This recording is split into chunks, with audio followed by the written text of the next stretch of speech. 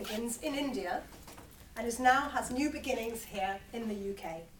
After 17 years of operations in India, delivering a program designed there, Magic Bus is now exporting this for adolescent girls right to our doorsteps here in Lambeth, and that's what I'm here to tell you about today. By way of a quick introduction, I left the corporate world back in 2001. I set off for India and I worked for Magic Bus and volunteered there for 8 years during the nascent days of the charity. Back then we had 400 children. Now Magic Bus works with close to 400,000 children across 23 states in India. I was involved in the world's very first UN Day of Sport and Development and founded the Magic Bus UK office back in 2004. So it's great to be back. Now, one of our key achievements in India is the enrolment of girls into school, well above the national average. And none of the girls in India we work with are subject to child marriage. So we have a great track record of working with young girls. Tonight, I'm here to ask you to support a Magic Bus startup, namely a program for teenage girls in Lambeth. We have 20 girls on the program. The program costs £16,000 per year, and we're looking to fund a deficit for this year's program of just under £7,000. This program is taking vulnerable girls on a journey through their education to sustained employment. It's about giving young girls the skills they need to aspire to make something of their lives, to stay in school, to complete their education, to say no to negative influences, to stand up to violence and abuse, build friendships, trust people, build their confidence, and learn to take responsibility for their actions and their own choices. Now, the program's been running now for 1 year, and we have these 20 amazing girls. It's a group of them there. They were selected by their school because of a very high risk of being totally excluded from the school. And I'm happy to say that after a year, they're now just moved into year 9, and they're about to choose their GCSEs in 2 weeks' time, and they're very nervous. The girls live on estates where there's a lot of gang activity, a lot of antisocial behaviour, negative influences. The girls would come to the sessions on occasions with bloodied knuckles. They live in violent communities. They live with violence every day, and that's how they deal with their own frustrations in the classroom. They bring that right into the classroom. More often than not, they'd be late for their sessions coming from detention.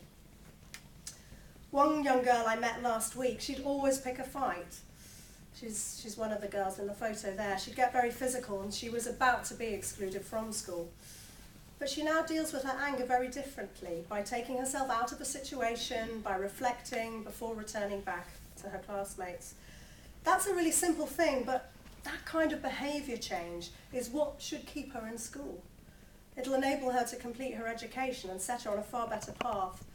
And it was this little girl who I chatted to last week. She really articulated to me that she really felt she was gaining skills. She could see how she would use those later in life.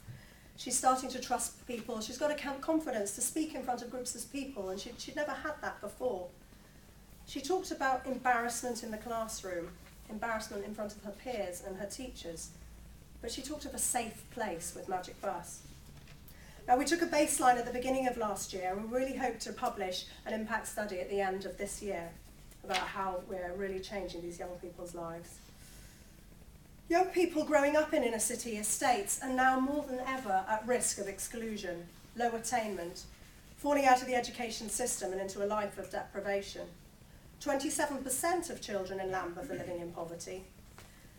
And austerity now means that all manner of social services have been totally cut. The youth services, connection centres, the list goes on. Our community workers tell me that there's nothing for these girls other than Magic Bus outside of their school. They need a safe space away from authority, away from teachers. They need a youth work approach. They need mentors and role models and someone to listen.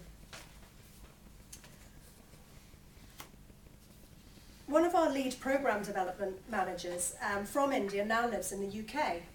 So what's our solution? Well, she conducted a needs assessment back in 2015, and last year the programme was developed alongside local experts, with some of the trainers coming over from India as well. And a critical component of the programme design is that the girls themselves are deeply involved in the design of the programme.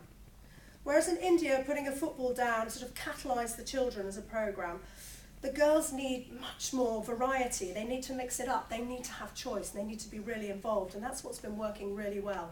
They love the engagement and the responsibility. We've got an amazing team of 3 coaches from Lambeth with complementary experiences working with teenage girls who are victims of sexual exploitation and low-level gang activity.